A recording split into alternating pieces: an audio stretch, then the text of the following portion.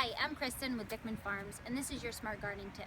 This week we're going to talk about pruning some of your favorite garden blooming shrubs.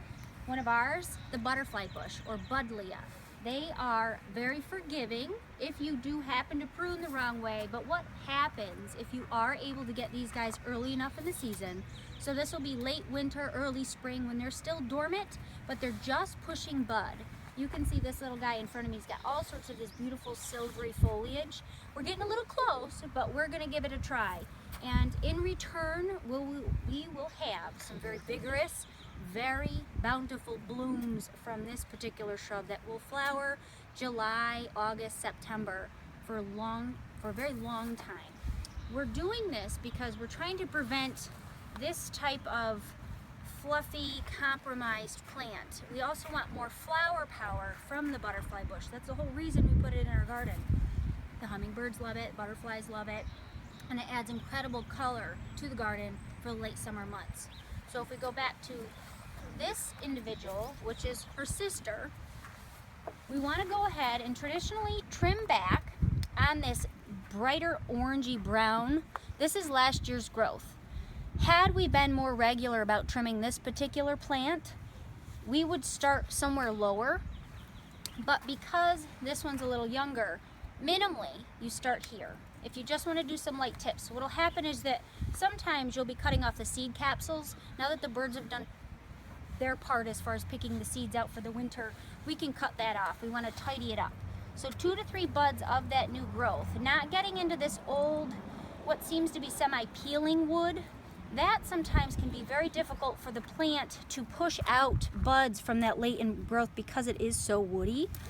But with this plant, we're going to break those particular rules. These guys, there's no specific, and you could really trim them later. They're very forgiving of our oopsie cuts, and we will still get flowers. So don't be intimidated. You're not going to do something wrong. You really want to aim for a more compact overall form, so you get more light inside of here, you get more air inside of here, you won't have as many insect potential issues, you won't have as many compromised limbs because the weight is so much on there, and you'll have a beautiful uniform plant with tons of flowers. Looking at this one, I want to start with getting some of those broken limbs that overwintered, or didn't overwinter we should say, and some of the dead. This one just gave up with me touching it. It's hollow, it's brittle, it's snapped. The other way to tell, this one's physically, you can see it peeled right off. So I'm going to use my bypass pruners here. So a nice clean cut. They've been recently sharpened for my spring season, my Felcos that you know I always have with me. This one's already dead. Another easy way to tell, he had a little bit of growth here at the bottom. You can catch it with your Felco or with your fingernail. You're going to see a little bit of green in there. That lets you know that that branch is still viable. It still has a lot of growth potential. If you can't trim it, like I'm trying to do here, that's dead. It'll also snap. Dead.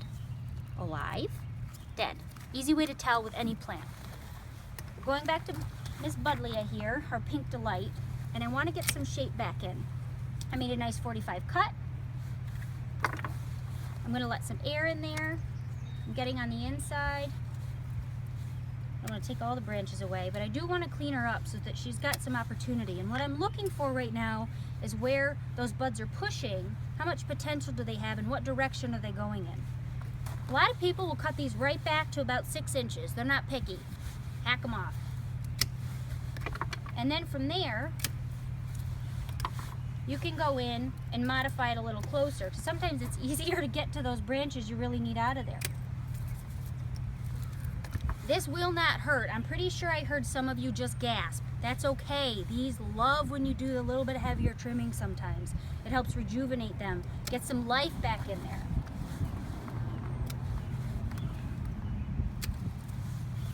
You really want to get some stronger branching structure. Again, I can't stress enough how important it is for the light and the air to get inside so you can get the return in blooms. Going for an overall appearance right now, and then I'm going to catch some of those broken branches as I get into the nitty-gritty. But you can see where I cut is just above a spot where we have new bud growth. just above, not just behind, not over here, because then it's sending it down even further, and she's like, what happened? This gives all that growth that's going up here, all that energy, all that food and that water can go right here now. Now that I've showed you some of the basics, you can also apply this to your lavender plants, but with lavender you don't want to get down into the wood. You want to just keep it on the top and in the fresh stuff. You can do this with your Rose of Sharon. You can do this with Potentilla, Spirea. Right now, with those guys, you can even take your hedge trimmers and go, zzz, give them some form. They're not going to be nearly as woody as this, but you will get some bloom power back. Same with your Caryopteris or Blue Miss Spirea, Bluebeard, another easy one to tackle right now. So, until next time, have fun.